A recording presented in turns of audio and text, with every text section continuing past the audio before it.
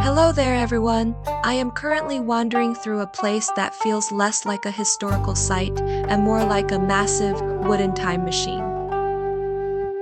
We are in the heart of Kyoto, standing within the grounds of a fortress that witnessed the beginning and the end of an entire era. It is quite something to think that while the rest of the world was busy with its own drama, the shoguns were here, basically living in the 17th century equivalent of a high-security luxury bunker.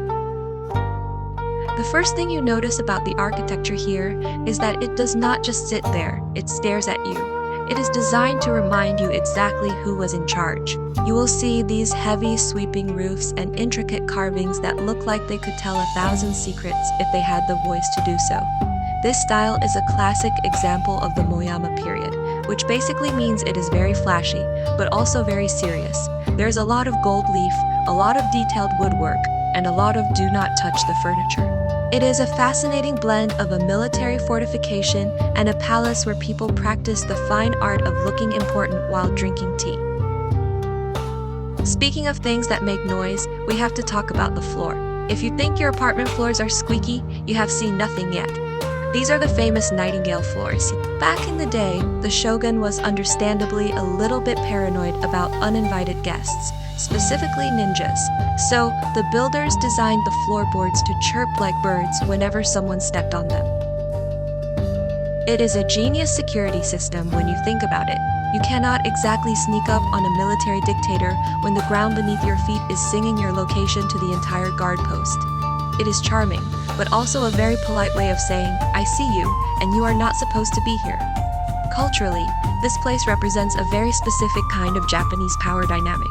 You have the interaction between the shogun and the emperor, which was always a bit of a delicate dance. The architecture reflects that hierarchy perfectly. Some rooms are literally elevated higher than others, because in this world, where you sat was exactly who you were. It is not just about aesthetics, it is about psychological warfare through interior design. Even the gardens outside are not just for looking pretty. They are designed to represent a miniature version of the universe, where every stone and every pond has a philosophical reason for existing. It is a bit like the 17th century version of a very expensive, very quiet Zen wallpaper. As you walk through these halls, you can almost hear the rustle of silk robes and the hushed whispers of political plotting. It is not just a bunch of old buildings, it is a physical manifestation of a society that valued order, ceremony, and really, really loud floors. It is beautiful, a little bit intimidating, and absolutely full of character. I could spend all day here just trying to figure out which bird the floor is trying to imitate next, but I think the general atmosphere of refined power is enough to keep anyone captivated. It is a reminder that even hundreds of years ago, humans were just as obsessed with style, security, and making sure the neighbors knew who had the best house in town.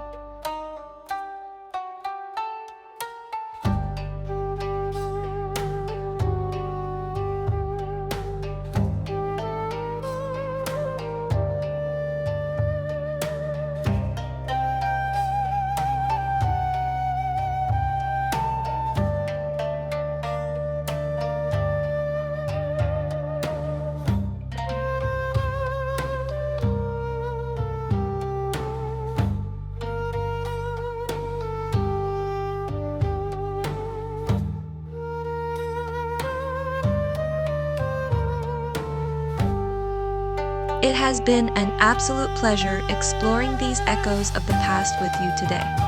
From the sheer authority of the architecture to the polite warnings of the nightingale floors, Nijo Castle is truly a place where history refuses to stay silent. I hope you enjoyed this stroll through 17th century Kyoto as much as I did. Until we meet again on our next adventure, stay curious and keep exploring. Goodbye for now.